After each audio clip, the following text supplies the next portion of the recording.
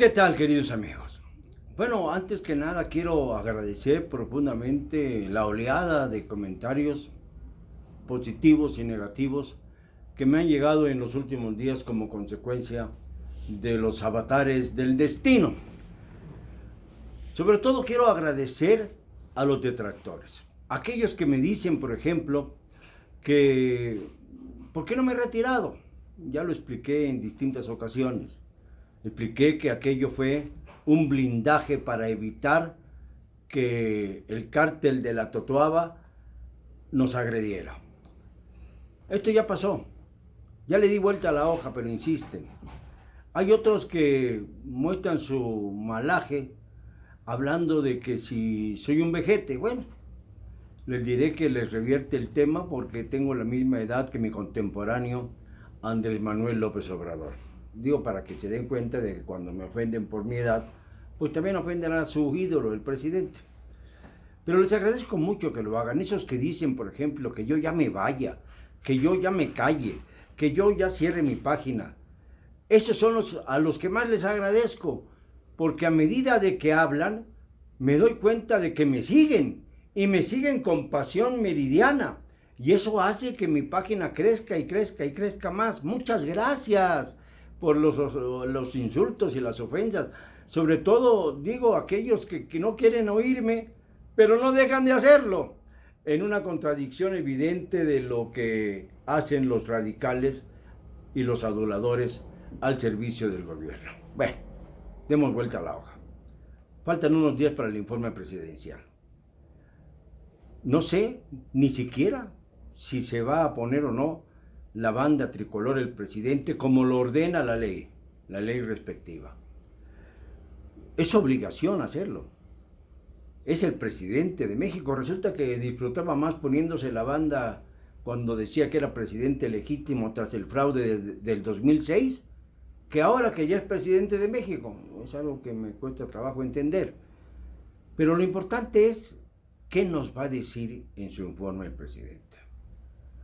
No vaya a caer en la fácil historia de considerar que un crecimiento cero es bueno porque no se ha detenido el desarrollo. Esto no tiene congruencia.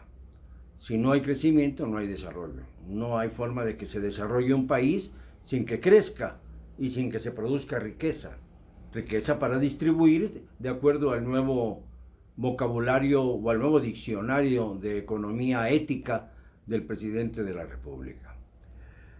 Nos va a tener que explicar quiénes son en estos 9 meses los que han sido descubiertos como corruptos, porque pues se trata de que la cuarta transformación sea el combate directo y frontal contra los corruptos, y yo no veo más que la persecución de Emilio Lozoya Austin, a quien ya detuvieron a su madre, ya su esposa tuvo que ampararse, y la encarcelación momentánea, es decir, por 2 meses cuanto menos, ya va casi a cumplirse 3 semanas, de Rosario Robles Berlanga. En esas 3 semanas no ha habido más detenciones ni se ha hablado más del asunto, como si toda la estafa maestra la hubiera hecho Rosario. Es decir, tomar el dinero, repartirlo, llevarlo a las universidades y de estas a las empresas fantasma. Si todo lo hizo Rosario, es verdaderamente un genio de las finanzas y dista mucho de serlo, por lo que la conocemos y la hemos seguido a través de su muy peculiar carrera política entre vaivenes partidistas. Pero hay cosas positivas que mencionar, sí, las hay. A los adultos mayores les pasó algo muy curioso. Pues antes recibían una cantidad mensual y ahora van a recibir una cantidad bimensual a través de una tarjeta bienestar, que solamente en el metro había grandes pliegos en donde se explicaba lo complejo que era obtener la famosa tarjeta, pero bueno, ya pasó el tema y los que la obtuvieron, felicidades, porque van a recibir una cantidad justa para poder sobrevivir en esos años difíciles de la tercera edad. Y también tendríamos que aplaudir algunas posturas del presidente, sobre todo en lo que se refiere a que no ha perdido el contacto con la gente.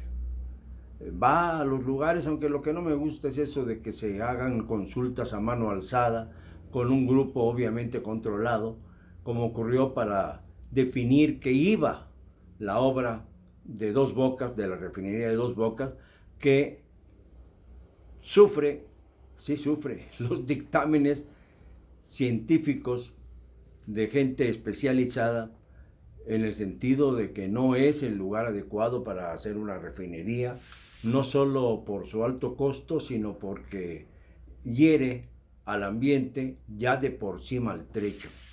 No nos vaya a pasar como está sucediendo en Brasil con la Amazonia, y que los incendios además puedan ser provocados por los que, por ejemplo, no se quedan con el rencor acumulado por lo que ha perseguido el presidente al huachicoleo, que eso es algo que hay que aplaudir, porque en efecto han mejorado las finanzas de Pemex. Esto es algo, sin duda, una buena noticia. Pero son pocas las buenas noticias al lado de las malas. El hecho de que un presidente que dice que nada hay más allá de la ley y que enseguida diga que pasará por los amparos que haya con tal de seguir con sus proyectos, sobre todo el aeropuerto de Santa Lucía y el Tren Maya, pues no es un presidente legal, es un presidente autoritario. Y esto no es lo que esperábamos de Andrés Manuel, la verdad. Ahora resulta que pues todas las cosas que dice, inmediatamente las desdice, como la famosa consulta que iba a establecer para que la ciudadanía votara sobre si se llevaba a proceso o no a los expresidentes que todavía viven, aceptando del señor Echeverría, porque este ya está en una edad cercana a los 100 años, que desde luego no le permite ni siquiera enfrentar cargo alguno. Se le acusó de genocida en su momento y se le exculpó de este delito en medio del escándalo general, porque nadie duda que tuvo participación tanto en el movimiento del 68, cuando él era secretario de Gobernación, como en la terrible matanza del 10 de junio de 1971, cuando aparecieron los halcones y remataron a los heridos en los hospitales, siendo ya él presidente de México. Y a decir de Alfonso Martínez Domínguez, que fue el que tenía los halcones dentro de la regencia de la Ciudad de México de entonces, el presidente dirigió todos los movimientos desde su despacho de Los Pinos. De esta situación, de este estigma, nunca podrá librarse el genocida, señor Echeverría. Pero en fin, nos falta tanto para alcanzar la modernidad política que nos duele. Nos duele porque yo hubiera esperado que Andrés Manuel López Obrador modificara el formato del informe, pero no para sumarse a lo que ya se conoce como el refugio natural del presidente, que es el Palacio Nacional, en donde acuden algunas personalidades, el cuerpo diplomático, el ejército, los legisladores de su partido, y ya liberado de cualquier impertinencia, dar un mensaje muchas veces poco sustantivo, para eludir la comparecencia ante el Congreso de la Unión. Yo esperaba que sí cambiara el formato y que acudiera nuevamente al Congreso, pero no para buscar reverencias, sino para confrontar ahí mismo con su presencia las voces disidentes. Espero que incluso hubiera voces disidentes dentro de su partido, Morena, en donde también hay forcejeos muy grandes entre algunos de los actores principales.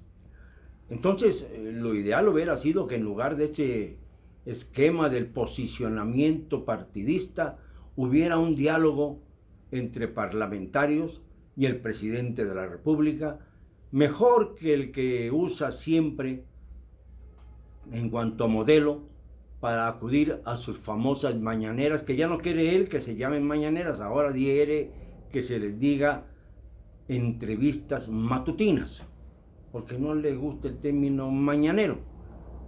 porque no le gusta tampoco que lo pongan al nivel de los gallos que despiertan a los agricultores.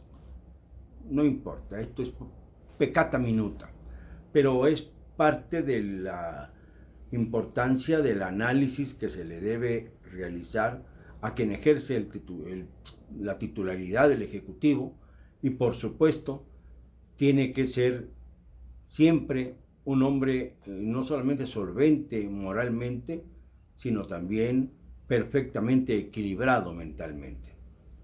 Y esto es lo que esperamos del presidente. Esperamos que hable con claridad y sobre todo que haga lo que él decía que debían hacer los presidentes. A mí muchas veces me lo dijo. Autocrítica. Que hiciera un ejercicio no solamente de adulación personal, una especie de autorreverencia, es decir, una reverencia a sí mismo, sino autocrítica.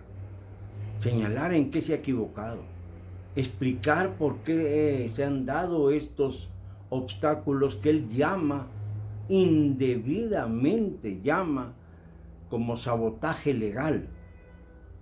El uso de la ley nunca puede ser interpretado como un sabotaje.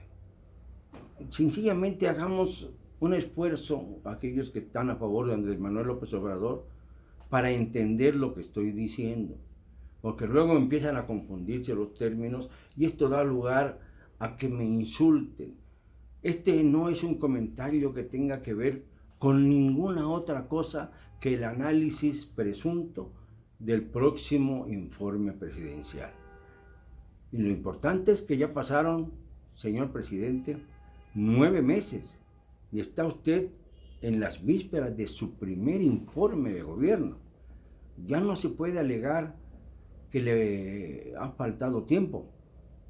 Yo no oigo que mencione usted cuál va a ser la política del gobierno mexicano contra el flagelo del narcotráfico, por ejemplo. No lo escucho. Más bien parece que es un tema que está segregado, excepto cuando usted declaró que los narcotraficantes eran también parte del pueblo y seres humanos. Pues seres humanos sí son, pero parte del colectivo mexicano. Habría que analizar exactamente cuál es el concepto de nación, porque la delincuencia, por su propia voluntad, se sale del esquema nacional para obrar en contra de sus intereses mezquinos. Esto tiene que corregirse también. No se pueden decir tantas cosas con tan poco apoyo en los hechos, en la realidad. Y esto es lo que el presidente nos va a aclarar dentro de muy poquitos días, el próximo domingo 1 de septiembre. Levanten la mano los que van a oír el informe del presidente López Obrador. Los que no levantaron la mano quieren decir que no solamente no apoyan al presidente, sino que tampoco les importa el destino de su país. Aunque ese 36% de elementos que según las últimas encuestas están en contra del presidente, deben escuchar el informe para saber a ciencia cierta hacia dónde se dirige nuestro país. Es indispensable conocerlo. Es indispensable escucharlo. Digámoslo siempre, con cero cobardía.